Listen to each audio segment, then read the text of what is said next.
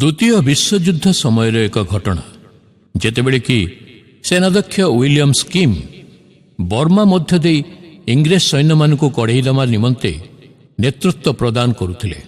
से सर्वदा तांको अधीनस्थ सैन्य मानकर विषय रे विशेष मनोयोगी थिले। थरे से शुणिबाकू पाइले जे तांकर जने सैनिक निज गृहरु कौनसी दुस्संवाद पाई अत्यंत निराश हो पड़ी। तेणु सेनाध्यक्ष तांकर वरिष्ठ पालकों को डाकी जड़े सहकारी पालकों को उक्त सैनिक निकट को पठे तांको उत्साहित करने निमंते आदेश देले। किछि समय परे सेनाध्यक्ष एई वरिष्ठ पालकों को पुनर्बार डकई पठेले। अत्यंत असंतुष्ट और विरक्ति भाव प्रकाश करी सेनाध्यक्ष तांको कहिले, आपणकर सहकारी मानक मध्यरु जणे जाई से सैनिक सहित खुशी गप कले एवं सेमाने उभय एकत्र चाहा पान कले, किंतु सेई सैनिक जहा देखिबा आवश्यक थिला ताहा से ताकू देखैला नहीं। वरिष्ठ पालक जनक बड़ चकित हो पचारे, आज्ञा से कौ विषय देखैला नहीं? सेनाध्यक्ष स्कीम उत्तर दे कहले, क्रूसरे टंगा जाइथिबा मनुष्य को।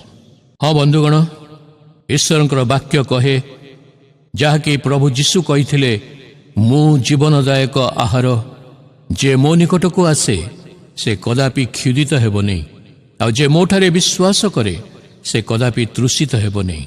आमे जेतेबेले कौनसी दुखभोगी व्यक्ति सहित आलाप करू सेतेबेले एक कथा मन रखिबा अत्यंत जरूरी जे जीशु निजे होउचंती समस्त निसंगता, नैराश्य एवं भग्न हृदयर एकमात्र उत्तर।